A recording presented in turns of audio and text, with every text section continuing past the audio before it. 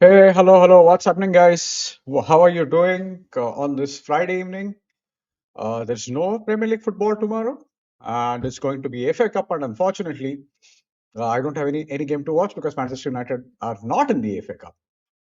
So yeah, that's that. I hope you guys are doing fine. Abhishek will join me in some time, and yeah, no man, Skippy has started with sack goals right away. From where? From overlap, from the overlap, or from his podcast, the good, the bad, and the football.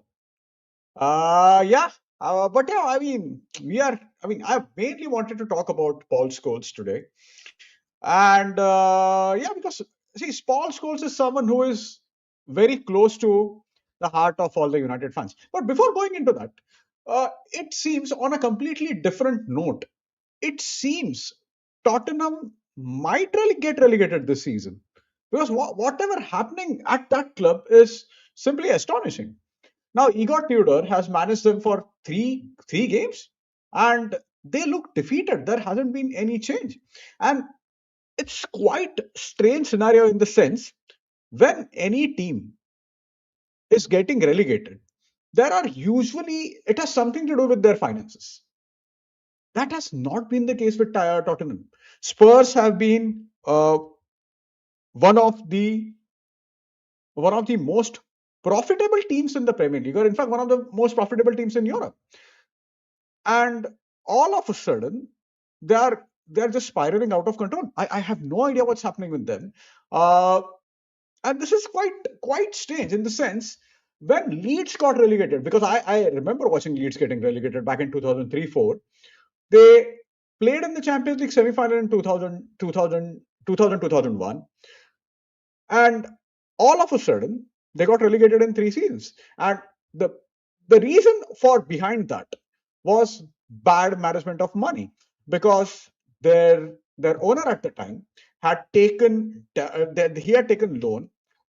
Leeds qualified for the Champions League one season. Next season they could not, and that was the effect of bad money management.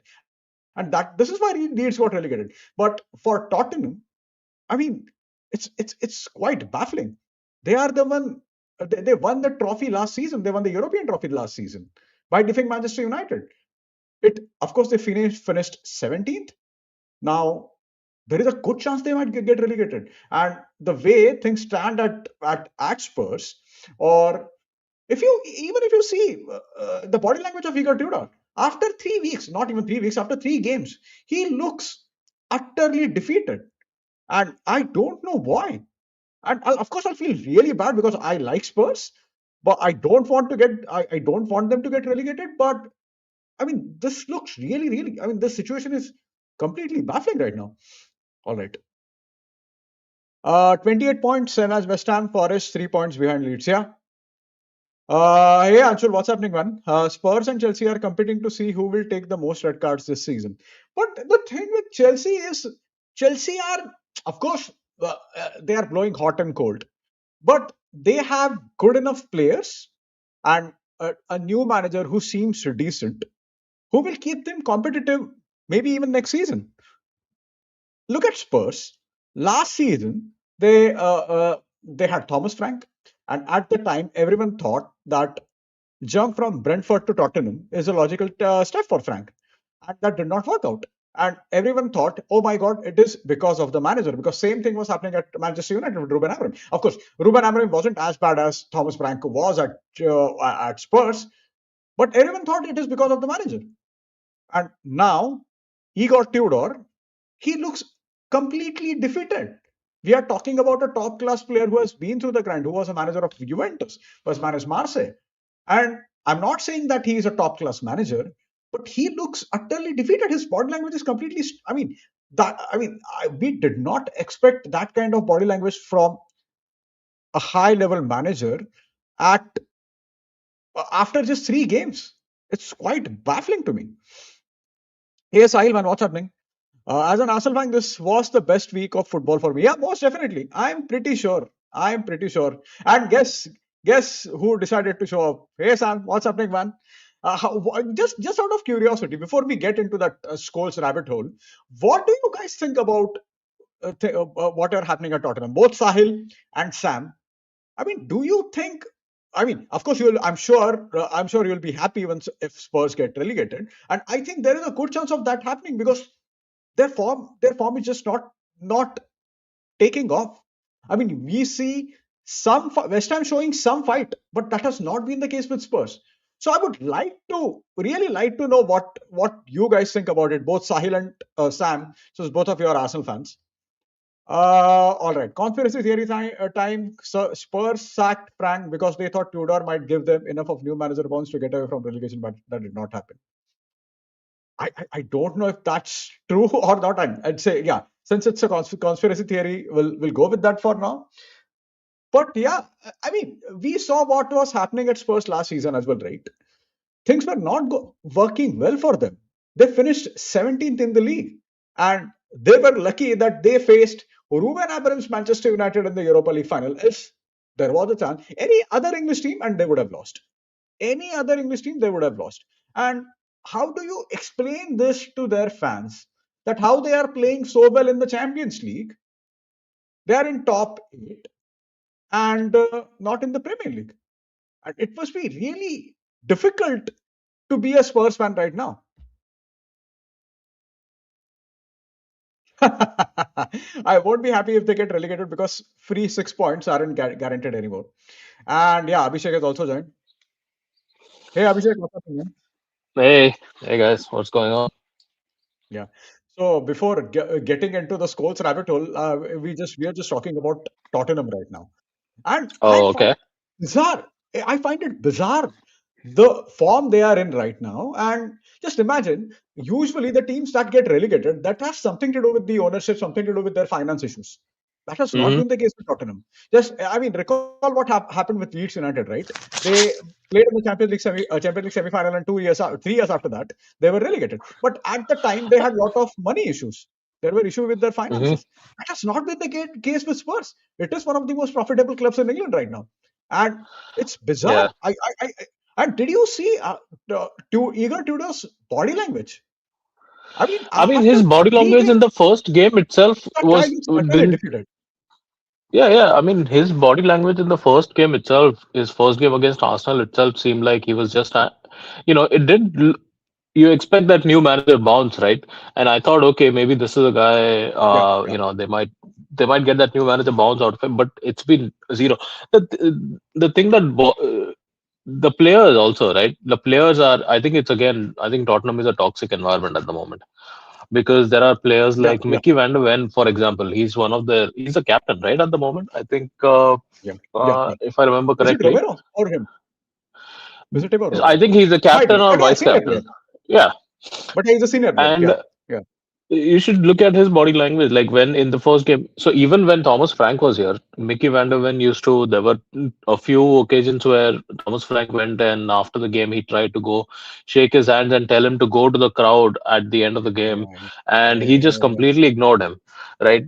yeah, And yeah, yeah, he did that in the very first match with Igor Tudor. Also, it seemed like when Igor Tudor was giving him some yeah, instructions from the side, he yeah, completely ignored him again. I don't yeah, know if yeah, it's a toxic environment or if it's something like they've resigned to their fate that this season is yeah, gone. Just they've almost like, okay, let's see if they can escape. I think in their heads, their relegation is totally dependent on how the other teams are doing rather than how they are doing. I think they've completely yeah, resigned to the fact that it's yeah, you know they're and it's not even a bad team. That's my concern is that it's not a bad team. Like what yeah, exactly yeah, happened and where did it go wrong? Because if you look at their team, so Van der Ven is not a bad player. You know, yeah. Of course not. they Yeah, have yeah, Xavi Simons, they have Conor Gallagher up front. They have Richarlison, Kolo Muani.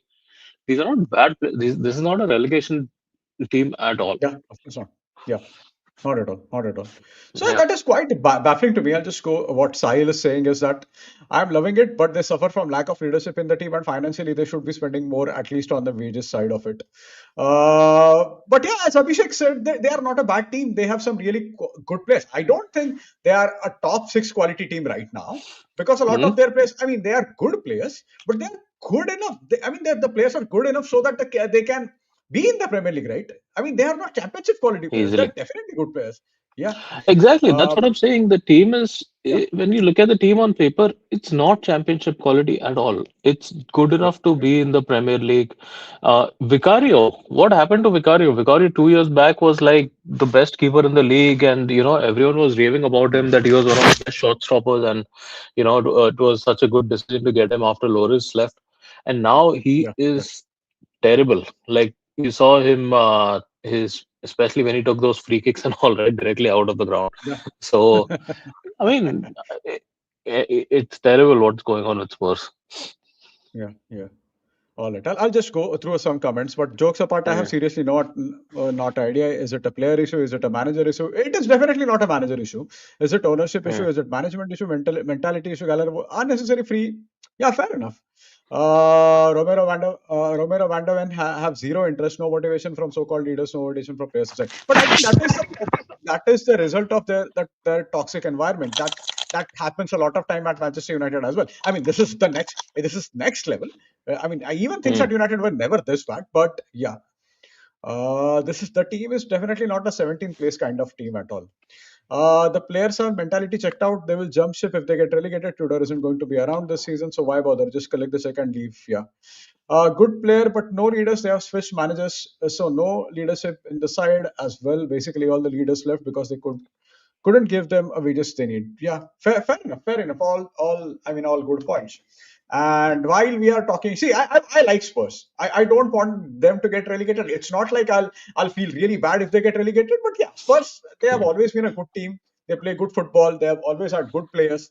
They have had players like sort of like you have Berbatov, Modric, Gareth Bale. I mean, that team was an insane team, right? You had Harry Kane, mm. Christian Eriksen. So they've always had good players, and Yeah. that has been traditionally true for Tottenham. Again, back in the old days. Not that I saw him, but it was Glenn Hoddle.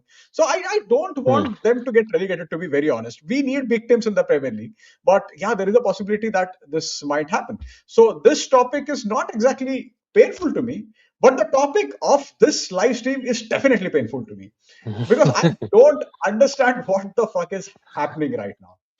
I mean, And now you see why I've joined today, right? Because the topic of this stream is exactly it is a lot of enjoyment to me. yeah. But see, it's good that you joined because I really want to understand an perspective from an opposition fan. See, what happens is whenever I see Jamie Carragher, Ian Wright, or nowadays Manchester United fans, Manchester United ex-Manchester United players, they dominate the broadcast media. Back in the days when we were growing up, it was ex-Liverpool players. Lot of Liverpool players were in the media. You had Alan Janssen at BBC. You had Graham Souness at Sky, Jamie Redknapp, and few others. And at the time, I remember thinking, even Graham Souness was so biased towards Liverpool. Oh my God. I mean, I used to get so pissed off. Now, Hmm. you have so many Man United players in the media. Now, I want to say this. I really want to be able to say this. Oh my God, these guys are sort of backing Manchester United. See, that's not exactly I want. All of us want unbiased analysis. But Hmm. what's happening right now is you have Gary Neville, you have Roy Keane, and you have Paul Scholes. Gary Neville is very, very cunning. He will not say a word against the ownership. So forget about him. Second is Roy Keane. Roy Keane is just being Roy Keane, ranting and raving and ranting about. At times it is fun to watch, but at times it gets too much. But Paul Scholes, the guy who did not open his mouth for about he's made a debut in 94 for about 19 years. He gave 3 to 4 interviews in that time. And I remember when Paul Scholes started Punditry. So it was in, if just Abhishek, give me a couple of minutes to expand on this. In Hmm. 2013-14 season, since Scholes retired in 2012-13, he joined on Sky Sports. He was with Gary Neville for the analysis and that kind of stuff. Could have been not a minute, but for some midweek game. And the game I specifically remember was Arsenal versus Swansea. And at the time, Scholes was very cutting, very no bullshit analysis. That he Hmm. said something like that. He Arsenal. I mean, what they do is they play tippy-tappy football. They are not good enough to win the league because at the time all the chatter around Arsenal was that yeah, now they have signed Ozil, they will win the league next season. And Yeah. Scholes was just cutting right through the bullshit and said, no, that's not going to happen. Because what they do is they just play tippy-tappy football. They play beautiful, one, two touch passing. That's about it. Second thing he said at the time was about Jack Wilshere. So he said that we thought Jack Wilshere would be the next big thing, because you remember the hype Jack Wilshere had when he Yeah. made a debut for Arsenal. Oh I yeah. mean, of course, he was very talented at Hmm. the time. And Scholes said at the time that no, Jack Wilshere. I mean, we thought he would be the next big thing, but his career is not going anywhere. There was a lot of people got pissed off. Why is he saying like that? Why is he talking this and why is he talking that? He was right about both of these points. It took Arsenal about from 13, 14 to 12 years to actually, and it is quite clear that they will win the Premier League this season. So they needed 12 years to reach that point. He was Hmm. on point about Jack Wilshere's career that it did not go anywhere mainly because of injury issues that did not go anywhere. I particularly remember him criticizing Pogba a few times, and at the time, even I thought, oh my god, just enough of your criticism. And he said that yeah, Pogba is not helping his teammates out. He's not helping his manager. And at the time, I was a bit annoyed. But it turns out he was right about Pogba as well. That Pogba's career did Hmm. not take off after leaving Man United the second time. Yeah. So Yeah. he has been right about. See, he is one of the greatest midfielders to play the game. So he understands game really well. He is good. He identifies a lot of good plays. So he is right on those counts. But that Instagram story about Michael Carrick and just slamming I mean, it's Michael not just Carrick. Michael Carrick. He did that with Lisandro Martinez also, right? He and Nicky Butt. They both did Yeah, that about yeah, yeah, yeah, Lisandro Martinez also, yeah, which was I thought it was pretty disrespectful the way they yeah. went on about him as well. Yeah, yeah. But this is something I simply cannot wrap my head around. What exactly is your point? From not being completely invisible in football, not talking at all of a sudden Hmm. you have lost it. And I can see why Neville is doing it because Neville is very, very cunning. Neville is very cunning. He even Neville is slammed. as close to a politician as you can get. He is He as is a close to a politician. politician. Yep. He is a Labour Party politician, by the way. So Yeah. I think he travels with Keir Starmer on tours or something like things like that. So Keane he is is, the angry old man, constantly yeah, whining and complaining about yeah, about yeah, everything. yeah, yeah. But see, I mean, there is. I mean, you can actually believe what Roy Keane said, right? He seems genuine. That is Roy Keane, right? He exactly Hmm. acts like Roy Keane. So Hmm. I'm not surprised at the way Roy Keane just goes on about at times because he says a lot of good things as well. Yeah. Like he says a We lot of also sensible relate things to as well. him. We Yeah, also relate to him because we are technically also old. So yeah, yeah, I yeah, I think if yeah. you look at a lot of the younger generation, they may not relate to Roy Keane, but we do.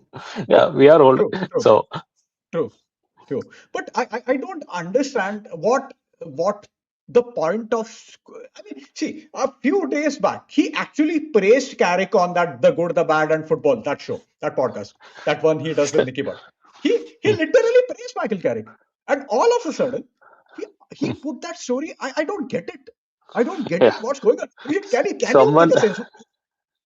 someone so Sahil in the comments has written, Scholes is the Sunil Paul of football right now.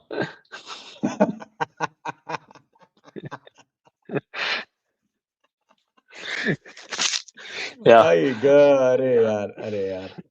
I mean, it was going well. It was like, okay, for a few days, it was like no nonsense, no toxicity with Man United fans, players. Everything is going well. United Yeah, are winning games, and now it's like, okay, fine. This feels more comfortable now. We are back to some level of toxicity with United, especially United legends. Seriously, I mean, I don't get it at all. What is the point? The thing is that even if so, Michael Carrick is not doing bad. Okay, he's definitely not yeah, doing a yeah, bad job.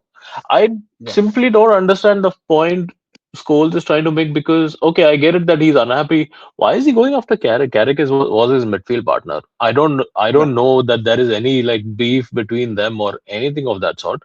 They are There ex isn't. players. Exactly. So why would you go after someone that you've played with and you won so many things with, who was your midfield partner with you? Why is he going after Carrick? If he's going after players, if he's saying United are crap or something, they're not playing well. If he simply said that, yeah, United have been crap in the past 3 or 4 games, that's fine. That's fair. I get it. Mm, Right? mm, Pointing out Michael Carrick, it just doesn't make any sense to me. It makes no Yeah. sense that he's having a go directly at Carrick at all. Yeah, yeah. See, and see, you literally praised him a few days back. Okay, he Yeah. praised him a few days back, saying that he's doing. Michael Carrick is great with players. He's great with people. I mean, these are Mm. his exact words. And all of a sudden, something I don't know what went off in his head. All of a sudden, Yeah. see, it's not even a constructive criticism. He did not say that. It's He did not. not point out that, yeah, Carrick is not doing this well. Carrick is not doing that well. All of a sudden, that Michael, 4 games, something, 4 games United have been cracked. Good job, Michael. Something It's like just this. Very toxicity, right? snide. It's only toxic. Yeah, It doesn't help. It doesn't add to anything. It's just making it more and more toxic. It's so weird. I mean, it yeah, was such a weird post. Like, okay, I get it. He's not a fan of some of the players, and when he went against Lisandro Martinez, right? I think yeah, he's probably not a fan of him, and yeah, which also was a little distasteful. They were making fun of his height and everything, right? That Erling Haaland will picking him up and things like that. yeah, yeah, All those things were also very weird in that sense. It's like, it's okay. See, like compare that to Roy Keane. Roy Keane is also forever unhappy with United, forever. But he yeah, doesn't get yeah, like yeah, it's not uh, it's not this level of weird that Scholes is getting. yeah, yeah. See, there is a part of me who that thinks that a lot of time, be it Neville, be it Scholes, be it Keane, they are unhappy or take digs at Manchester United players because it is personal Hmm. to them. At times that happens. That, yeah, if something that happened, that used to happen with the fans as well. That when Manchester United did not play well, despite being Hmm. at the top, we used to get, oh my god, what the fuck is happening? Because it was personal, not because we liked criticizing United, and that might happen with the players as well. That it is personal to them. I mean, Hmm. we can say whatever, but it's quite clear that all three guys love Manchester United. I mean, you can't deny that. But all of a Hmm. sudden, see what happens is it's like me and you talking me to me, three of us sitting in National Punjab having drinks and just shooting Hmm. shit. And this is Yeah, exactly what they're doing in that good, the bad, and the football podcast. that It's podcast. Yep. yeah, yeah. It is Scholes. It is Nicky Butt. I mean, childhood friends, and they have the Paddy. What's his name? Paddy McGuinness, who Hmm. I find genuinely annoying. He is genuinely annoying. At least maybe he might not be annoying, but at least because of that podcast, I've started finding him annoying. And they're sitting there just shooting shit and talking, and there is some good stuff, by the way, and there is some insight. But since because of social media, because of Hmm. the whatever, whenever this is something crap, it gets magnified 100 times, Oh, especially 100%. considering, Always. and Yeah, yeah. and at times I don't understand. I mean, does Scholes not understand the weightage his words have for United fans in general? Hmm. I But mean, that's the thing, and a lot of the yeah, yeah, players now, right? See, social media obviously back in the day, there was no social media and criticism. yeah, Whoever used to go on, pundits would criticize and all. Now yeah, every single thing is magnified, as you said correctly. Yes. Plus, yeah. so players are watching all of these interviews and everything on social media. I was literally watching something yesterday where Alex Iwobi was on a podcast. He was talking about when he was at Arsenal, they used to call some of the Arsenal players the names that AFTV would call the players. So Is that that's so? the level. Yeah, he said that when AFTV would maybe give a nickname to a player or something, that's what we would call each other sometimes in training Okay, at the okay, club. okay. So that's the Right, level right. of engagement that a lot of the players have with all this nonsense that goes out on social media, which clearly means that yes, there is words like this that Paul Scholes is saying is going to be Yeah, it's simply going to everyone's going to see it. Every single player must have seen it. Every single player. yeah, No doubt yeah, about it. And I don't know. Maybe it might force them to do better next game or whatever. I don't know. Or but in terms of, I mean, if I was Michael Carrick, he would be. I mean, he would be sitting there thinking, what is going on? Like this guy who is yeah, apparently one of his good friends, he's just yeah, randomly, in the name of having a go at United, you're just having a go at someone that you've played with for yeah, so long. yeah, It's really strange. yeah, yeah. I'll go through some comments. Someone should have told Scholes to leave the punditry before the punditry leaves him, because the punditry has left him. He's now on the same level as a football Twitter user. I mean, he's talking like a football Twitter user, that is for sure.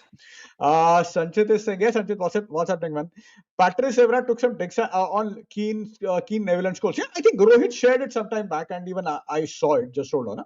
Let me go through Evra's comments, and I think fair play to Evra.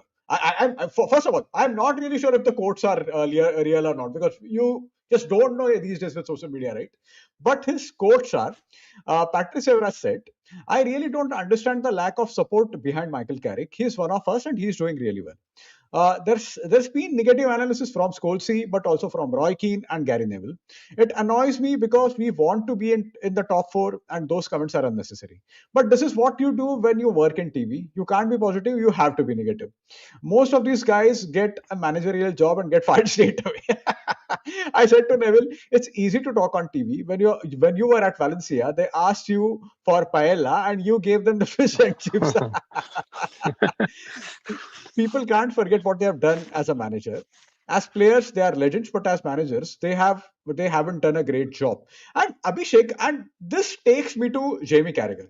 I thought, and we had Mm, a live session about this, that Jamie Carragher during the entire saga, I know he said something like, Trent was doing the running for him, he was a flop for his team.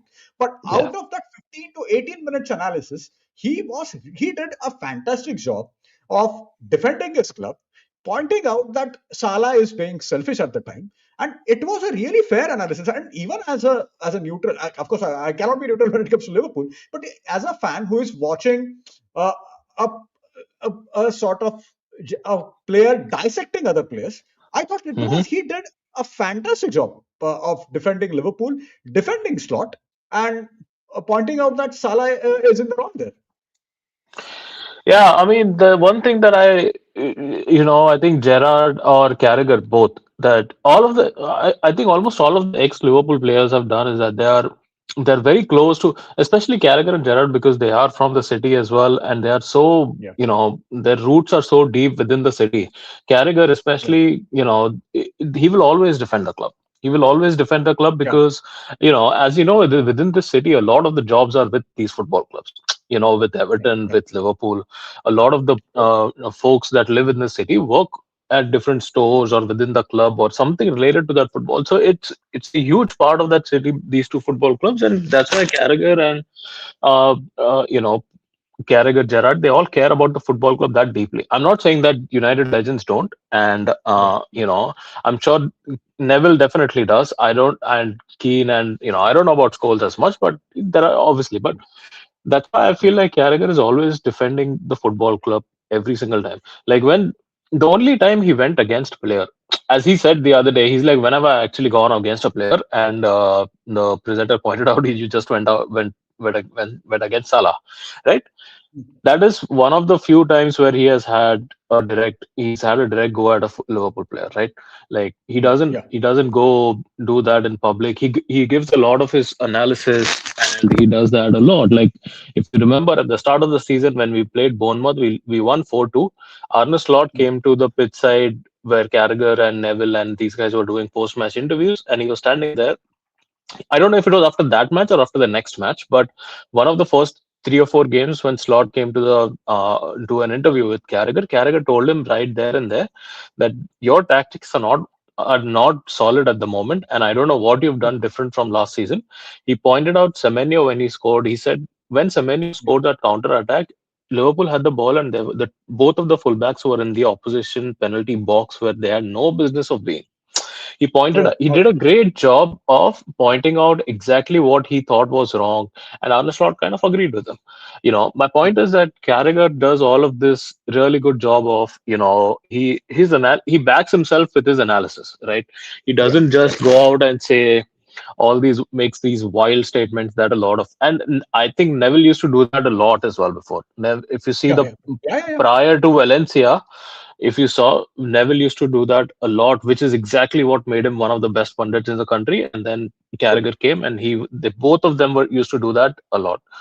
And Yeah, so Carragher does that. That's why I like Carragher, because when he says the only time that people have had a go at Carragher is when he had a go at Salah, because there wasn't much behind it. It was purely just having a go at a player who's had a go at Liverpool, and he Hmm. said all those things about, oh, he didn't defend Trent, he didn't do anything with here and there Egypt national team and all of those things. I thought that was a little vindicative. He was just having a go at him, and that's all it Yeah, was. But yeah, you're right. I mean, that's why it's like Carragher. When you listen to him, it feels like, okay, when he talks about all the other issues with Liverpool, he does his analysis and it backs everything that he's saying. He's not just going out and making all these wild, just like one or two. It's very lazy, right? It's very easy for Scholes and all these guys to just go out and say all these things randomly without backing it up with anything. yeah, yeah. True, true. Oh, all right. Sam is saying, Sahil, even that Neville's 2021 statement is floating again, and I will just wait till we officially. I don't remember the statement you're talking about, but I'll say this. See, what happens is a lot of because of their stupidity and what of some wild statements these guys made, a lot of good analysis is being forgotten. So I'll tell you something, Sam. Neville has defended Arsenal and Wenger time and time again when every Arsenal fan was calling Wenger's head. So at the time, Neville always defended Arsenal. Neville always defended Wenger. But it's quite understandable that people will not remember. I don't remember. I don't recall the quote you are referring to. So can you please tell me what that quote is? Yeah. Hey, Jatin, Jatin, what's happening, man? As a player, Palasham Cholai, Om is amazing, but these comments, especially on his very, very haram. That is true. Yeah. Jatin Gulati is back with his Sanskari comment. Jatin Gulati is the king of Sanskari comments, by the way. He's a complete anti-haram. Oh, So I've never that day, seen him before, I think, but yeah, okay. yeah. So me during me and Shivranshu were doing the watch along for United Newcastle. So Jatin Hmm. and Sanchit were just they were just losing it. Do you recall I shared a lot of screenshots on Oh our yeah, group? yeah, yeah, Yeah, yeah, yeah. Mason Mountbatten. yeah. Yeah. Roy Keane wants to see aggression on the pitch. He wants to see the players bite back like mad dogs to get the ball, give it all. Gary Scholes just move on the goal. Yeah, that's the thing, right? Roy Keane used to do all these things, but he is incapable of understanding that what made him special is, I mean, that is not each and every player's characteristic, right? Not every player is going to do that. He doesn't understand that, and that is the reason he will never be a good manager. He was a bang average manager. See, I don't want to say he was a bad manager. He got Sunderland promoted Hmm. and they stayed in the league, so he did a decent job there. But after that, he has done absolutely nothing in the management. To be very honest, Roy yeah, Keane, right? I mean, that's the yeah, thing. yeah, Players like, I guarantee you, if Roy Keane was a manager in the 70s and 80s, he would be a amazing manager. It's a very yeah, different time where his kind of skill, where he kind of, exactly what he does is not fit for today's game, especially not, yeah, definitely not now. Definitely not now. yeah, Even in the early 2000s, I think not in the early 2000s, but in 2010s, that shift was happening where, that kind of manager that Roy Keane was kind of yeah, slowly dying out, and it yeah, eventually died out now. yeah, yeah. True. Okay. Sam is saying if you aren't a fan of a particular player, fair, but when he plays for the team, you have to support him. Exactly. Especially when he does his job really well. True. Jatin is saying as a Punjabi, our talks during Nashe are more stable than true, true. Uh, Jude Bellingham, better known as Jaude Bellingham, is being linked with United if Klopp joins United. Yeah, Klopp joins that's not United. going to happen. That's not going to happen. Yeah. Now Sanchit Sols is doing sustained nache, real nache. Okay, so I don't see that happening. Jude Bellingham will not join Manchester United. There is no way of that Jude happening. Bellingham might join Manchester United. Jurgen Klopp is definitely not joining Man United. Yeah, of course not. That's not going to happen. Yeah. Sportskida posted, I mean, it might be fake. Yeah, it is. I'm pretty sure it is fake. Sportskida, no one gives a toss about Sportskida. Uh, okay, yeah, this is a good point. Henry is the only balance set out there. He criticizes Arsenal. Even when Arsenal lost against Aston Villa, Henry said Hmm. that yeah, the players look tired, emotional, more emotional than they should be because Just because you lose the game right now, that doesn't mean you're not going to win again. So he points out. I mean, he is very analytical in his critique. He's not just doing what Scholes and Butt are doing. Hey, Arita, what's up, man? Just joined. Is the quiz over? No, quiz is not over. Quiz is. I've kept it for the end. Alaba bin Laden is also reported to leave Real Madrid. Yeah, but I think he is one of the most underrated players, right? David Alaba. Who? He was in Bayern Munich. David Alaba. Ha ha ha. I think he has to be one of the most underrated players. I personally think he's quite underrated. I think he's top notch, but Hmm. do you think he gets the credit he deserves? David Alaba, but that's the thing. After he moved to Madrid, I mean, I haven't seen much of. To be honest, I haven't seen much of Madrid at all, and I don't know if he's how he's playing. I think he's been injured for most of the time, right? Or has he been playing Yeah. now? But Yeah, he's been injured. he was a fantastic player at Yeah, Bayern Munich. Definitely, no yeah, doubt about yeah, it. Yeah. yeah. All right. Okay. The Neville statement is a statement of Arsenal being soft, and now we are doing it. Scholesy says they don't deserve to lift the. See, I mean, I'm not going to say that. See, that particular statement. If you listen to I did not listen to the full podcast, but I listen to that segment. What basically Scholesy is saying that nobody is playing well. I can understand that point of view. We don't have to agree with that. But Scholes, who was someone who was very good on the ball, who played a pretty football, if someone like Scholes says that nobody's playing well and yeah, maybe they don't deserve to win the league, I can get that. I can get there is some sense behind it. I'm not saying Hmm. it is the correct thing to say, but I can understand someone thinking that way. Or yeah, nobody's playing pretty football. See, nowadays, out of top six side, I don't. I watch United because it is Man United, but it's. I would rather watch if I were a neutral fan. I would rather watch Brighton or Bournemouth than any of the top six sides because the kind of football they play is very boring right now. The kind of football in general is very boring. I think, you know, it's more entertaining to watch some of the other mid-table teams, as you said. I think it's true. Yeah, It's like, I mean, Liverpool is a different kind of entertaining because not entertaining for us most of the time because it gets really annoying. But results like what I mean, I read the other day that Liverpool have lost 5 games in stoppage time, which is apparently the most in a single season. I don't know if that is true, but oh, that's what I was reading. So all of the other, like if you see Arsenal style of football, United, yeah, it's not. It's kind of it's not that City is also not as free fluid as no, they not used at to be all. once. Not at Spurs all. is a joke. Spurs is entertaining for different reason again. Uh, but who else? Uh, Yeah, I mean, if you had to recommend a neutral this year to watch a football team, who would you recommend? yeah, yeah, yeah.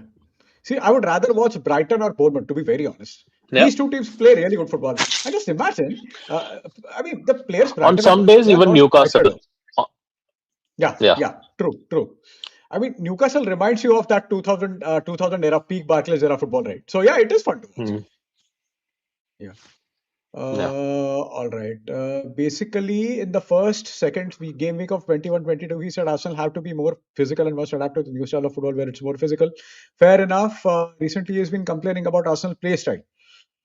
Hmm. I mean, if you're talking about school, see, Arsenal are not playing pretty football. When we grew up, we associated Arsenal with pretty football, right? That 2003-4 team or the team under Arsene Wenger, they used to play Hmm. really good football. This Arsenal is not doing that. So I Oh, of understand. course. Yeah, Of course, Arsenal under Wenger were free fluid, end to end. They were an electric team. When yeah, they used to yeah, be on form, they were an electric team. They were amazing. I used to really like Arsene Wenger's Arsenal, watching them true. because end to end they were a phenomenal team. And now Yeah, it's like with Mikel Arteta, it's like it's not. It's yeah. not. It's It's not. It's not. It's really not. boring. It might be effective at the end. Who cares, right? If they win the league, people might say, Yeah, who cares?" It might be yeah. effective, but it's some of the games, like the Brighton game, for example, it's just Yeah. ridiculously boring to watch them. True. All right. Did you see Bastian's tweet on Scholes? Glad to see someone defending the club, calling out Scholes. And this is such a bizarre. Bastian Schweinsteiger, who is a Bavarian, who came out of Bayern Munich's academy, who won a treble with Bayern, who won the World Cup with Germany, he is more affectionate towards United than Bayern Munich. I find that, I mean, Yeah, I it don't is get it. really, I absolutely love it. I absolutely love it. But I find it really bizarre. Just imagine a Bavarian and Bayern Munich. I don't get Oh it. yeah, I mean, yeah, I'm happy about it's that. very But cute. see, Yeah, it's a curious case because I don't get it either. Maybe it is a case where we see his all of his love towards United, not towards Bayern. But again, every time I see him, he's always posting something about United, and it's so bizarre that okay, you yeah, spent almost you had a no, really correct. bad spell at United. You had a really Yeah, bad yeah, spell at United and a short spell at United, but your entire career, what you're known for is Bayern Munich. You know, yeah, yeah. it's yeah, Okay, I mean, bizarre. see, I've seen that the foreigners who played at Man United, they support Hmm. United really well. In the sense, they are not they're supporting United, defending United logically. Be it Patrice Evra, be it Schweinsteiger, they have been logical in their analysis, not like these idiots. Yeah. Hmm. All right. Rooney also took a dig at Gingerman. Okay, I am yet to see that. I did not see it. By the way, what was Bastian's tweet on Scholes? Can someone just share that? So I thought I saw something on social media, but again, I don't know if that is a Let me if that was let me just check. social media being Uh, social media or if it's actually yeah, true. let me check. Huh? What did he say? Anything about? This was on Twitter, right? Let's see what he said.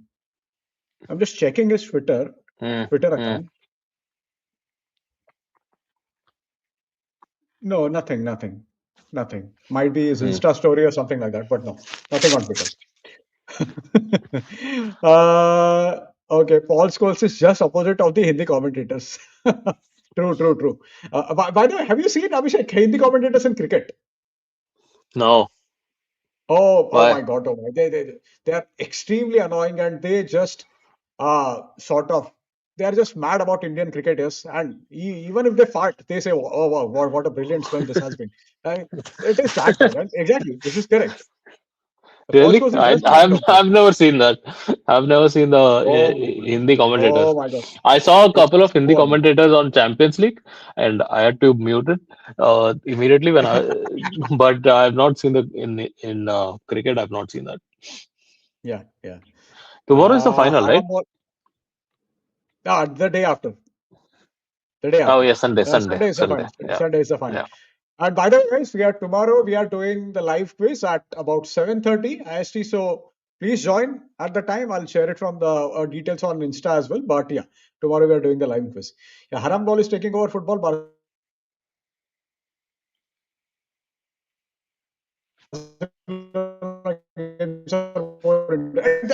is true, man. Barca, I saw that game when Lamine Yamal, who's on his Ramzan fast, and he scored a fucking hat trick. Hmm. That kid is something else, man. He's just 18. Yeah. Yeah. I think you are having. I don't know Uh, if I am having connection issues or you are having connection issues, but okay. Can you hear me now? now it's fine. Yeah, now it's fine. Okay. Okay. Okay. Some teams that play good football: Leeds, Bodo Glimt, Getafe, Atletico Madrid. Yeah. Yeah. Uh, I don't know much about how the stuff works in the background, but I do feel Scholes and other ex-players, if they really did care, try helping out the club like Johnny Evans and a few others.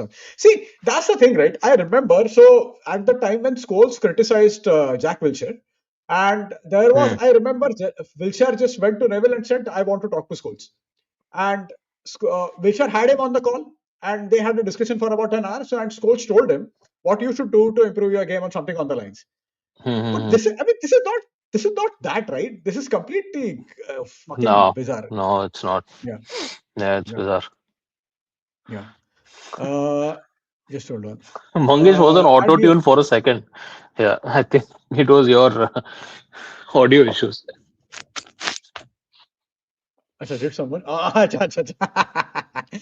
And we associated United with physical football being nasty, so they don't. No, that's not true. United could get nasty, but that's not what they did. And same with Chelsea. Both teams were capable of being nasty, and they used to get nasty with Arsenal because Arsenal could not handle it. Mm, Wenger's Arsenal just could not handle being nasty, especially after 2002 when a lot of players, including your Petits and Tony Adams, left. They could not handle nastiness. That's why Big Sam had Wenger's number. Bolton used mm, to get Arsenal all the time. All the physical teams used mm, to get Arsenal. That was sort of Alex Ferguson did that in that 2004-5 that when Wayne Rooney kind of dived. But from that point on, every team started getting physical with Arsenal, and they just could not handle it. So yeah, mm. I mean that was one aspect of United side, which is aspect of every great side, right? Even Liverpool, when they won the league, they could play Mm-hmm. attacking. They could play. They could just blow you off, but at the same time, they could get physical with you. They could fight you Oh out. yeah, They could beat 100%. you. Yeah. 100%. Oh yeah. Yeah. Bastian Schweinsteiger is goated. He goes to as many matches for Bayern, and I have heard him regular chats with few players and give them tips. Yeah, that's right. That's nice. Mm, As a guy who started watching football in mid 2010s, I wanted to ask that when Paul Scholes got out of how good was he? See, I'll tell you something. Scholes, till his last season in the sense during his first retirement, his last season was 2011. And Scholes was not a great athlete. He wasn't a, a great athlete as say someone like Steven Gerrard. Gerrard was a fantastic athlete. I've heard that Steven Gerrard was very good swimmer. He could play cricket. That was not the mm-hmm. case with Scholes. So Scholes was not a good athlete. So what happened? He has had asthma for all his life. He had eye infection in 2005-6 season. He missed half a season. And when he came back, he realized that he need to transform his game. He need to adapt. So he started sitting deep and playing those, started dictating the tempo of the game. He started controlling games. And he was exceptional at that. So in 2010-11, what Alex Ferguson was very smart at this. Alex Ferguson, what he did was he he convinced. That's what good communicators do, right? They make sure that even though you are not going to play each and every game, whenever you are playing, you are just too important to us. He always convinced them of that. So Gixie and Scholes, they did not play each and every game, but whenever they played, they were really really good. So after 2011 Champions League final, so this obviously all the Barca players. It was I'm talking about Xavi, Iniesta, Busquets, Messi, and Mm-hmm. Piqué. All five of them wanted Scholes jersey after the game, Mm-hmm. and they did some what do rock paper scissors type something. So and Iniesta won that, and he got Scholes' jersey. So I mean, the kind of reverence that he has, that I mean, that's amazing. The likes of say Henri, Vieira, Steven Gerrard. I mean, Steven Gerrard speaks so nicely of say Paul Scholes and Roy Keane, Messi, He Zidane. speaks about Roy Keane all the time. He speaks about Yeah, yeah, he's a yeah. big fan of Roy Keane. Yeah. Yeah, yeah. And I remember back in the day, Steven Gerrard said that I tried to emulate Roy Keane. I mean, this is something about, right? You hate them when they are playing for the other team. Even Mm, Steven Gerrard, all of us hated Steven Gerrard when he was playing for Liverpool. But I don't have a bad thing to say about Gerrard as a player because he was that good. mm-hmm. And this is something I still admire about Gerrard, that he's extremely honest and he has still maintained that aura, right? He doesn't Mm-hmm. make too many media appearances, but whenever he speaks, he's very thoughtful. He's always insightful. So I mean, I have to nothing but respect for Gerrard in that sense. Yeah. Yep. Okay. All right. I'm So just I'm reading just through saying, some more comments here. But yeah, go ahead. yeah, yeah. Basti said that it's disgrace that Scholes is using the club's downfall to seek attention. He felt at Oldham. Yeah, agreed. And then criticized every United manager. It's not on Twitter. Don't know if it's true. See, if it's not Twitter, I doubt Bastian Schweinsteiger I going have a out of the feeling way to. it's yeah. I mean, these Yeah, fake quotes nowadays are just flying yeah, around. I don't know how much yeah, of it is true. yeah, yeah. Yeah. Ankara Yamal. Ankara Yamal scoring hat trick for Barca 18 when I was 18. My crush asked for my pen and thought she was in love with me, bro. So true, so true. We all have been there. You're not alone. Ankara Yamal is younger than me. Yeah, he's half of our age. So yeah, he's Oh way too yeah. younger. He's of my son's age. If I had a son, yeah. Might sound arrogant, but United have by far the highest reach of any club in world football, even more than Madrid. So it's no foreign place to attachment. That could be the case. That could be the case. United, Madrid, and Barca, three clubs have enormous reach. So that is true. I don't know if that's the case with Bastian Schweinsteiger, but I mean, we are talking about a World Cup winner, right? And Yeah, yeah, exactly. yeah. Xavi and Iniesta used to watch Scholes during La Masia. Yeah, I mean, they have. Xavi has said this before, so yeah. Uh, Ankara Yamal has more body count than I have given board exams. Okay, Sanchit has written a very interesting comment for you. The most Yeah. recent comment. You need to get married before having a son. Yeah, true. Agreed. I'll do that. I'll do that, Sanjay. Don't worry. Uh, Yamal can ask for a pay rise. I can't even ask for a pay. Jatin and Sanjit have been the star of our live streams, last few live streams. Yeah, yeah. But I heard players in La Masia watch Scholes videos to learn about football. Highly respected. I about आदमी तो सुअर है. And see, I mean, see, It's that it's you've seen that tweet, right? About that singer Abhijit. no. I think that's what this guy is reference is ki someone had I think that he had said something back in the day and someone had tweeted at him which was like which became a meme afterwards कि आपकी आवाज में सादगी बहुत है पर आदमी सुअर हो. I did not know this. Yeah. I good comment. Yeah. Just hold on. One last comment. Ankara Aval plays with the Spanish national team, so technically he also has a government job. Yeah, Yeah. some some really good comments, man. Really good comments. Should we start?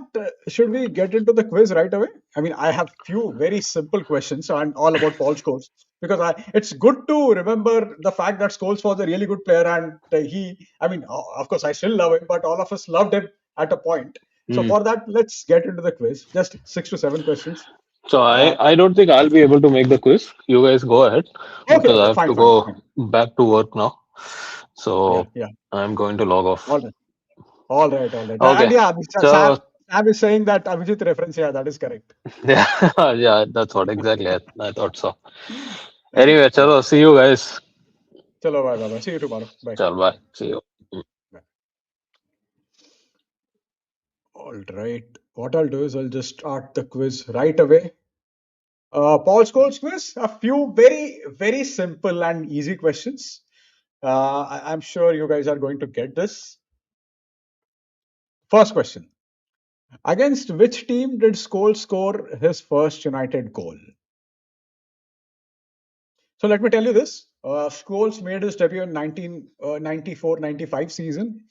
This game was not in the Premier League. This was in the League Cup. So yeah, I'll repeat. Against which team did Scholes score his first United goal? This is the question. Mangesh, why don't you play either manager games on live streams? I mean, I'm not much of a gamer, Sanchit. I'm not a much of a gamer. I mean, the last game I played must be FIFA in 2011. After that, I haven't played any game at all, any online game. So I'm not much of a gamer. But yeah, we'll talk about that maybe after the quiz is over. Do you guys know against which team did Scholes score his first United goal? No Man's Sky Clippy is saying Norwich, but that is not correct. Prehistoric era, 95-96 season. Actually, it is 94-95 season. So yeah, definitely prehistoric. It was before my time. I'll wait for 30 more seconds. If someone gets it, it's okay. I hope Aditya is around because Aditya is big into quiz. He always sends me a really good quiz questions, to be honest. So yeah. Against which team scored his first United goal? 95-96, you say. Newcastle, maybe no, not Newcastle. It was 94-95. And okay, I'll give you the answer. The answer to this question is Portable. And he came on as a substitute. And after, or did he start the game? I don't recall that. But he scored a brace on his first game for Manchester United. So yeah, the answer is Portable. and not Aston Villa, not Portsmouth. But yeah, I mean this is quite kind of a difficult question. See, if you like United, I would highly recommend the Manchester United official history. I think that they released it back in 2002. It's an absolutely brilliant two videos about United's history right from its United's inception. So you see a lot of old clips, you see some old goals. It's so much fun to watch. But yeah, the answer to the first question is Paul Scholes scored his first goal for United against Portwell in the League Cup. And he scored a brace, by the way. He was 18 or 19. I could have been 18, just 18 or 19 at the time. So yeah, that's that. Let's go to the next question. What was Paul Scholes' first ever jersey number for the senior team? Again, as I said, Paul Scholes made his debut in 94-95. He wore number 18 all his life, but that was not the jersey number he got when he first made his debut. So yeah, what was Paul Scholes' first ever jersey number for the senior team? No, Sanchit, it is not 18. 18, he got 18 after 96-97, but not 18. He wore it for the most part of his life, but this is not 18. I'll wait for a few seconds. What was Paul Scholes' first ever jersey number for the senior team?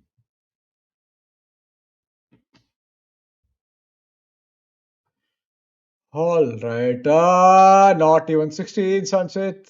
16 was Roy Keane's number. So yeah, not 16. Not 28.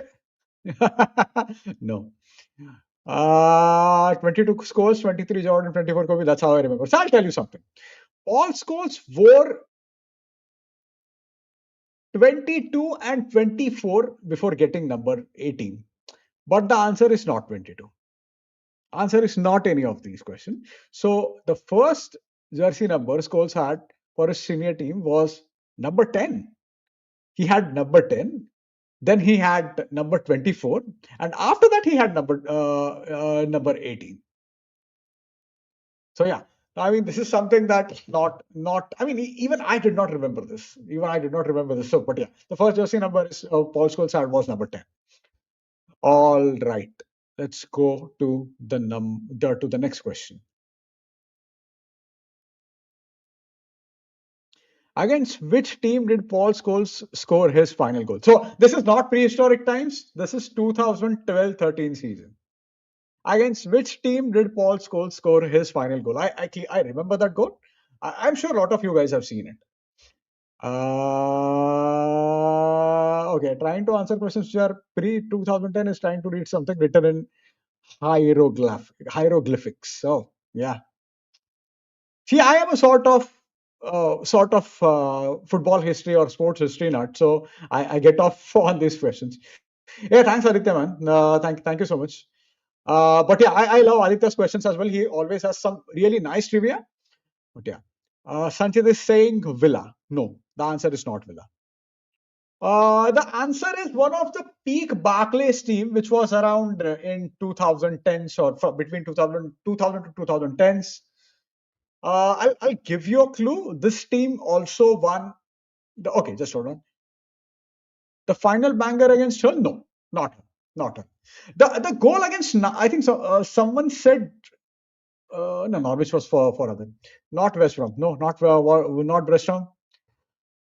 Not Hull City. Not Stoke.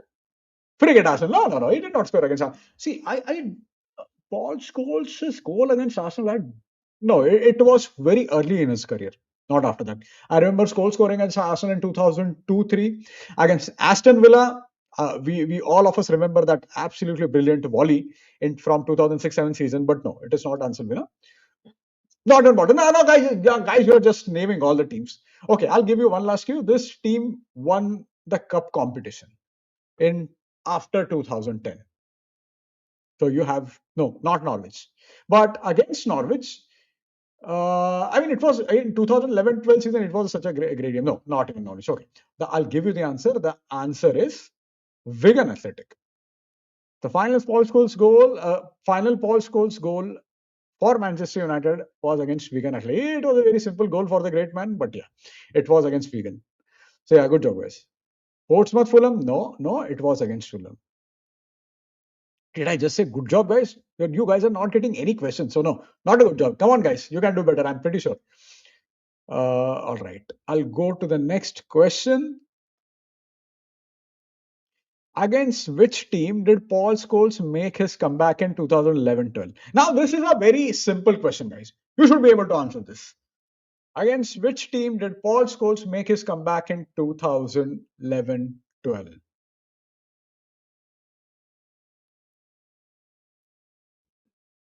थोड़ा और time of 2 hours I would have gotten that. Yeah. This is correct. Sanchita's got it. Sanchita's got it. Anshul has got it. Yeah, I think this question is quite easy. This was probably the easiest of the lot. But yeah, the answer to this question, Manchester Derby. Aditya is right. Rohan is right here. Rohan, what's happening, man? क्या करते हो? क्या म्हणतोस? Yeah, the answer to this question is Manchester City in the FA Cup. And it was such a, I mean, none of us had any idea. And what happened at the time was, actually, I was watching that game with Rohit and with another of our engineering friends. And all of a sudden, I was watching it on the United website. And there was a line something like Paul Scholes is part of the playing staff. And it took us some time to actually decode what that meant, that he was actually starting that game. But yeah, it was, I mean, it was quite surreal. I remember all of a sudden, and a lot of players said it afterwards, that when we realized that Scholes came into the dressing room and all of a sudden okay, who remembers what jersey number he has when he came back to Manchester United?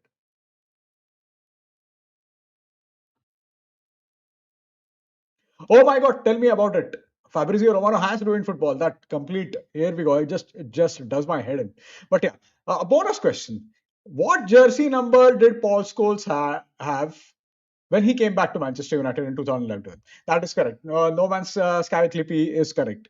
By the way, No Man's Sky Clippy, I've forgotten your name. I think, is it Rohit? I completely forgotten about that. So please say, it's easy to refer to you by your name than entirely reading that. No. So the answer is 22. He got 22 when he came back. That's right. That's right. Correct.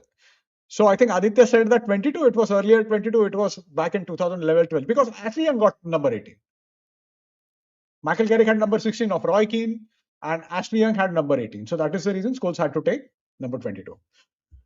Good job. Good job, guys. All right. Next question.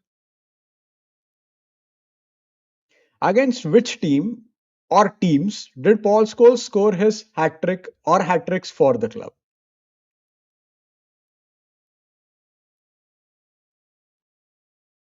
Oh, that is correct. That is he apparently bought 20-pound boots from a roadside store before that. That is correct because he did not have any boot at the time. He did not have a sponsor. He did not have boot. It was just he just missed it so much, and he had a word with I think Mikey Phelan.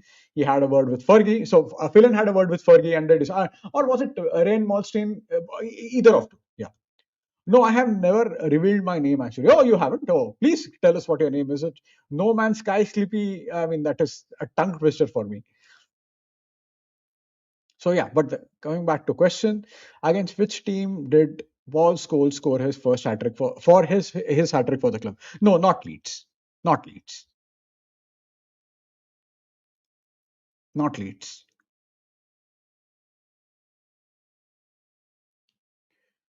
Not Leeds. Oh, Jatin has got it. Jatin has got it. That is correct. Scholes scored two hat tricks, and one of the hat trick was against Newcastle in 2002-03 season, and it was quite an amazing game. No, no, no. It is not Villa. It is Newcastle. It is Newcastle. It was quite an extraordinary game. So because Jeremy, it was 6-2 game. Not sorry, not 6-1, 6-2. Jeremy Janus scored an absolute belter. United had lost against Real Madrid. They had to win at St. James's Park to keep the title challenge alive. And I think it was Jeremy Janus scored the first goal. Then Ole Gunnar Solskjaer's first goal for United. And all of a sudden, Paul Scholes just turned into beast mode. By the way, that was his best goal scoring season. 2002-3 season, he scored 16 goals. And see, this is what people don't know about Paul Scholes, that he has occupied so many positions on the pitch at Manchester United. So he started as a striker. Ferguson did not know what to do with Scholes. He did not know where to play Paul Scholes at the time. This is true. I'm not making this stuff up. Fergie did not know how to use Paul Scholes at the time. So initially he used to use him as an attacking player. Later he played him on the left hand side. Then at times as a second striker. Then he started playing almost each and every game in the central midfield along with either Roy Keane or Nicky Butt. But 2002-3 was the season. 2002-3 was a season when Paul Scholes played as a number 10. Because what happened at the time was Ferguson had signed Diego Forlan. Ferguson had sold Teddy Sheringham. We also had Solskjaer, but Beckham was injured for the initially. So Solskjaer played on the right hand side. Then Beckham fell out with Fergie. So for the most season, it was Van Nistelrooy playing ahead and Scholes behind him. So Scholes scored 16 goals in that season, including some really, really crucial goals. He scored a header against Aston Villa. He scored, no, not Villa. He scored a header against Spurs. He scored a header against, could have been Blackburn. So he scored some really crucial goals in that season. So this is something people don't understand about Scholes. Scholes has occupied so many different positions on the pitch. So many. Like that guy was really versatile. So yeah. So yeah, that is true. So, but he has scored two hat tricks. One was again before my time against West Ham in 2000 season, and the next was against Newcastle in 2002-3 season. Yeah, let's go Tukka Lagaya. Hopefully, it didn't take away any luck from my. Yeah, miserable jealousy. Okay, I'm not getting what you're trying to say, mate. But yeah, everyone scored against Spurs. Yeah, a lot of people did. In the triple season, he played as a false nine or something, either triple or 2001. So he played. See, there have been what Alex Ferguson was good at is he people don't associate him with that part, but he was very good at playing different players in different positions. There have been times when in 2005-6 season, the remaining of Scholes had an eye infection, so it was Ryan Giggs and John O'Shea in the midfield for the most part of the second half of the season. So Ryan Giggs used to play in the midfield. Giggs could play as a number 10. Of course, we know he could play on the wings. There have been games in the post 2007 when Fergie played Giggs and Scholes in the midfield together, and United did well. So Ferguson was master of that. This is one of his underrated qualities that people don't actually appreciate. Watching Mangesh talk about history feels like, oh my god, oh my god, oh my god. I have no idea, Sanchit, if you're making fun of me or if you're serious. But any which ways, this is a really good comment, really nice comment. Thank you so much, man. Why is Madrid considering Rodri as a very serious option? Another injury prone. Yeah, I have no idea. He's getting injured a lot. There is no way. There is no point in getting Rodri for Real Madrid right now. Remember that match when Fergie started 9 defenders in starting lineup and still won. By the way, that game was against Arsenal. So it was, we had back four, we had John O'Shea, we had total of 7 defenders, by the way. You had Rafael and Fabio on the flanks. You had John O'Shea in the midfield, and along with John O'Shea, you had Darren Gibson. And up top, you had Rooney and was it Chicharito? Could have been Chicharito. Rooney or Berbatov? For Rooney played because Rooney scored. Was it Chicharito or was it Berbatov? But yeah, two of them. Two of these three. So yeah, it was fantastic team, a fantastic game, and Van der Sar was just amazing in that game. Amazing. The game was at Old Trafford, the FA Cup game, and we won that game. Yeah, Mangesh would be a great history teacher. Would definitely top in his class.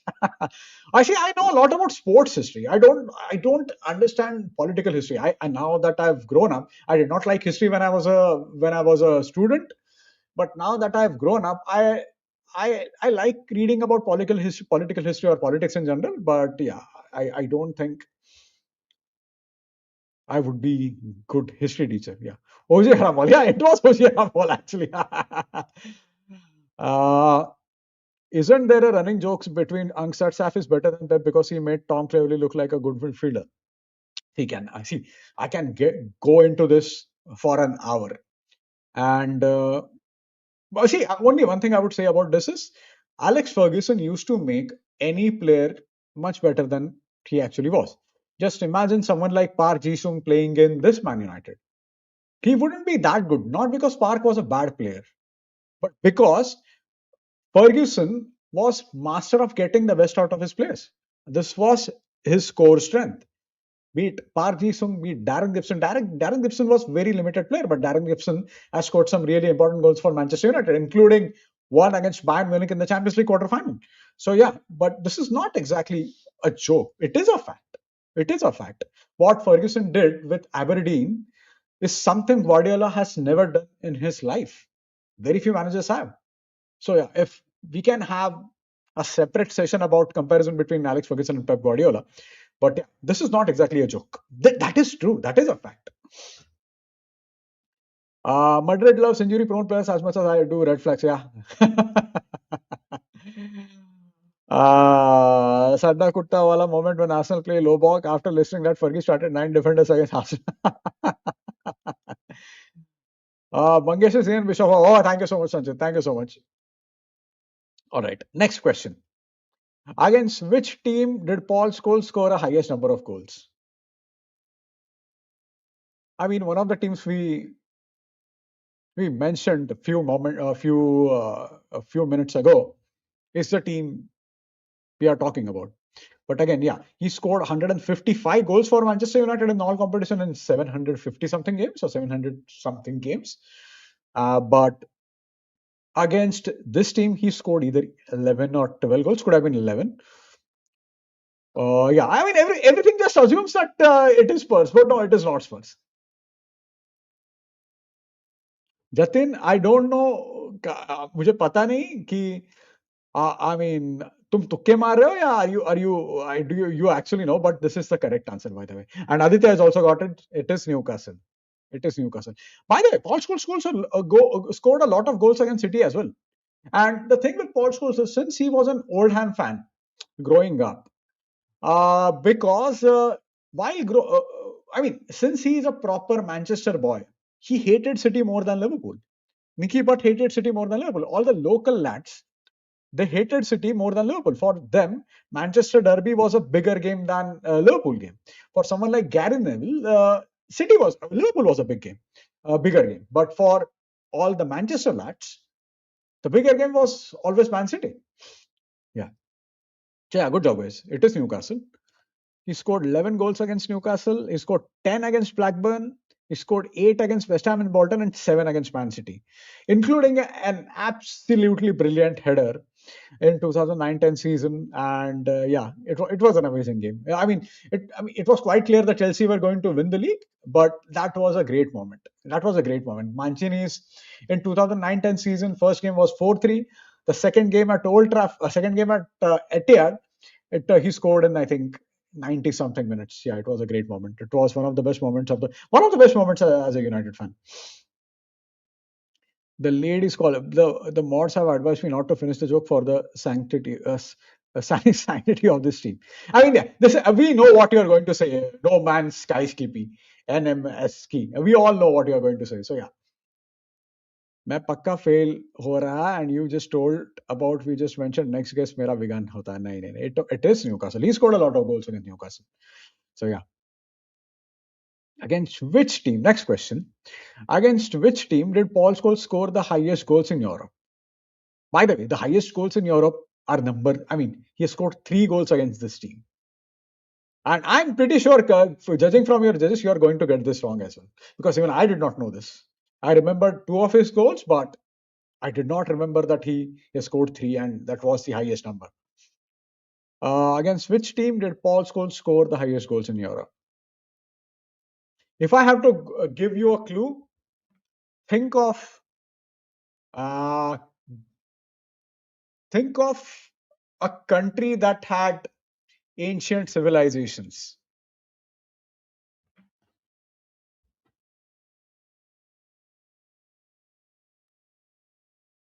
Uh, Not Bayern. Not Bayern.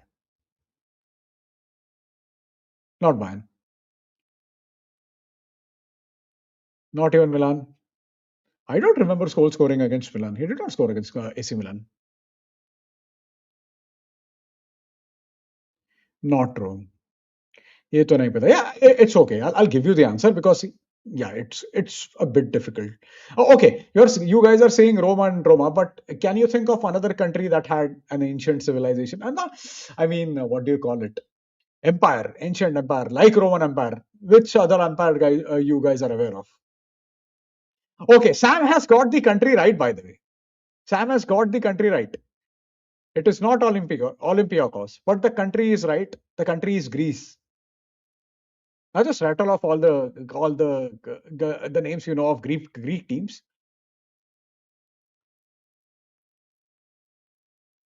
Yeah, the country is Greece.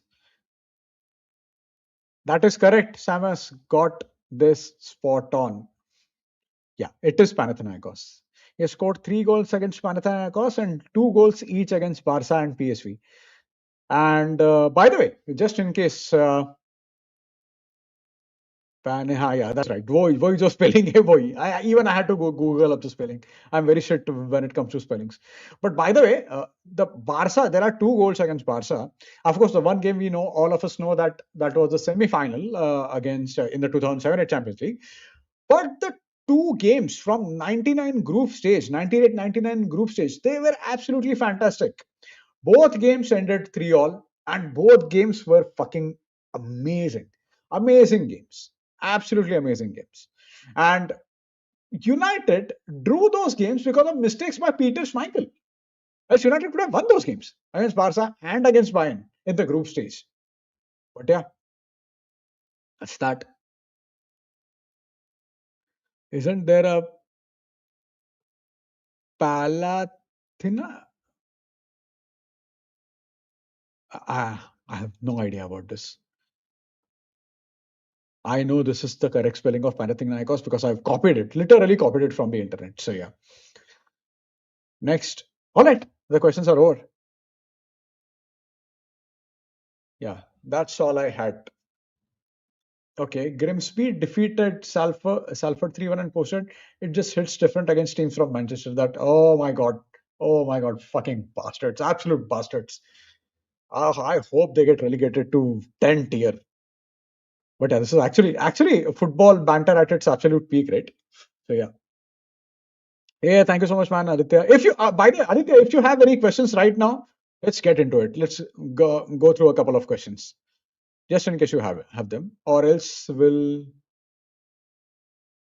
end the stream. Or any of you guys have any quiz questions? Let's get into that.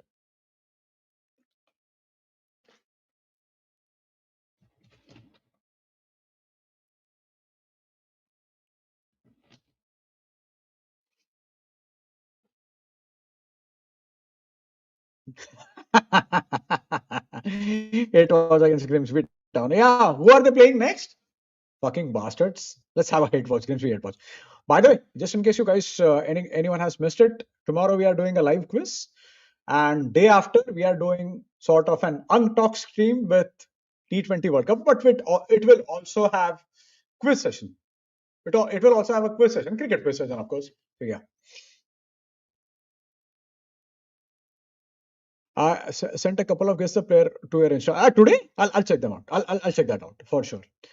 Thank you. ये quiz में guess at my luck में नहीं पड़ रहा ये weekend, but yeah, great quiz jokes aside, love the extra. Thank you so much, man. Thank you, Jatin. All right. Who was your favorite striker in treble season? See, I did not watch the treble season since I started watching football in 2002-3. But out of those strikers, see, I have watched Solskjaer at Manchester United, and Solskjaer, in my opinion, the best finisher we had. I'm not talking about the striker, but he was the best finisher. Uh, I mean, he missed a slightly tricky chance against Bayer Leverkusen in 2001 too, but you could always trust Ole not to miss sitters. So I absolutely love Ole Gunnar Solskjaer. I loved Ole Gunnar Solskjaer. I I mean, I used to defend Ole Gunnar Solskjaer as a manager day and night because I think he did a decent job at Manchester United. But the problem was that he shouldn't have been at the club in the first place. So yeah, all right, better than yeah. He was a. I think. See, this is a very crazy thing to crazy thing to say, considering what a deadly striker Van Nistelrooy was. But when it comes to finishing from the angles, Solskjaer was better than Van Nistelrooy, at least from the score, at least from the angle finishes. So Solskjaer was a very, very, very good finisher, very underrated finisher, to be very honest. But of course, as a striker, man, the anticipation Van Nistelrooy had, it was crazy, absolutely crazy. Oh yes, they did. Yes, yes, they did.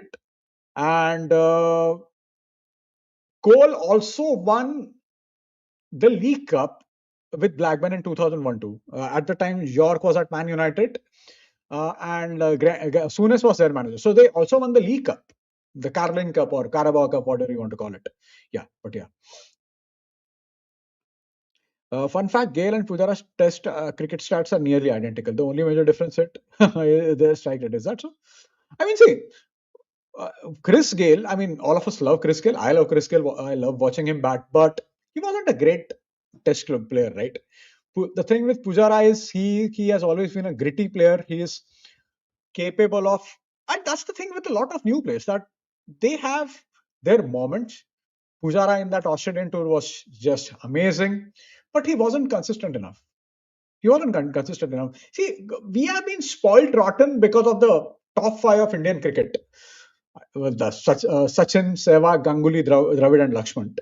That they have set that bar so high.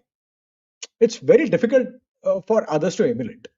Apart from that, you look at Virat numbers, right? Virat, before his form went down the cliff, his numbers were absolutely insane. But if you look at Rohit Sharma's numbers in Test cricket, not that good, right? So yeah. By the way, I have also have one fun fact that Arsenal fans are absolutely going to love, and this is nothing new actually, but Ashley Young has assisted more goals for Gabby Agban Lahore than Dennis Bergkamp did it for Thierry Henry. This is a wild stat. This is a wild stat. Just imagine Young assisting Agban Lahore more than Bergkamp did to Henry. Who's going to believe that? But that is true.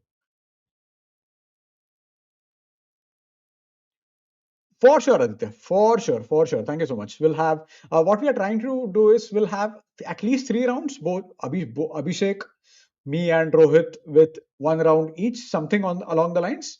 We'll do that, and if any of you guys have questions, we'll take that as well. And tomorrow, being saying it's an FA Cup week, we don't have like United is not playing in the FA Cup. There is no Premier League. I think there are a couple of good Spanish league games, by the way. There, I think Atletico Madrid playing Barca playing Bilbao and Atletico playing Betis or something. Yes. अरे 110% Anshul UCL का watch along करने वाले हैं. Don't worry about that. 100% we are going to do that. The only day I will not be able to do it is on 17 because I am going outstation on 17. So on 17, I'll not be able to do. I'll try to do it for the late time, but I'm again going outstation, so it seems difficult. But yeah, for in the coming week, the week after on the 18th game, we'll definitely do that. We'll definitely do that. All right. Gale has an average of 46. Pujara, on the other hand, has 43. Difference between the number of runs is 200. Has only 4 more test matches than Pujara. Oh, that's quite a stat. That's a good stat. All right, guys. All right, guys. If there is nothing else, by the way, just in case you have guys have noticed, the title of today's stream is the Vintage Football Room, and this is something we want to do on weekly basis. We'll talk about vintage football in the sense, I mean, this week it was Paul Scholes. I wanted to get into vintage things, but there is so much about Paul Scholes that is happening right now, so we did not get a chance to talk about it. But there is so much to talk about. See, I know a lot of Arsenal fans think that 2003-4 team was the best team. I don't think that's the case. The 97, 98, and 2001-2 teams, I think, were better teams. So we can talk about those teams. I want to talk about Rafael Benitez Liverpool teams when they won. It's going to be really painful topic, but Benitez's Liverpool, when he came to Liverpool, it was a different scenario altogether. We can talk about that. We can also talk about Mourinho's Chelsea, the first Chelsea, and we can also talk about Chelsea from the 90s, because Chelsea from the 90s always had that continental flair. They always had a continental flair. So I see, before Chelsea went turned into a rival of Manchester United, I always liked Chelsea. It was always a good team. They played decent football. They had some really good players. This is a good suggestion, Sam. Early 2000 Valencia, yeah, which was managed by Rafael Benitez as well. So we can talk about that Valencia team maybe when we do the Rafael Benitez of Liverpool of Rafael Benitez. We can do that. Big Sam must be a talking. Oh yes, 100%. I am a huge Big Sam fan. I think all of us love Big Sam, so we'll definitely talk about him. Oh yeah, we'll definitely talk about Mourinho's football. See, there are so many great teams. I also want to talk about Frank Rijkaard's Barcelona. It was a fantastic team. I want to talk about Del Bosque's Real Madrid. So there are so many teams to talk about. Now World Cup is around the corner. We can talk about past World Cups. So the Vintage Football Room is something we want to continue every week. So every week we'll try to come up with something vintage, some vintage team, some vintage game, some vintage season, be it Champions League or Premier League, and we'll talk about that. So yeah. UEFA looked at ICC arrangement, India, Pakistan, Manchester in every tournament and making money. UEFA looked at City and Madrid and decided to copy India. True. I mean, yeah, it's getting really jarring, City and Real Madrid games. So just before we go, I'm just checking UCL fixtures. So we have Galatasaray versus Liverpool on the same day. So Galatasaray Liverpool is at 11:15. Then after that, you have Newcastle Barca, Atletico Tottenham, Atlanta Bayern. I think Atlanta Bayern will be a good game. I am not really sure which game to consider right now, because Newcastle Barcelona, I think it will be Newcastle will win. I'm pretty sure of that. But yeah, we'll figure something out. We'll figure something out for sure. And the next day, you have Leverkusen Arsenal at 11:15, PSG Chelsea at 1:30, Bodo Glimt and Sporting. I'm actually excited about Bodo Glimt and Sporting game, but let's see. And you always have Real Madrid and Man City.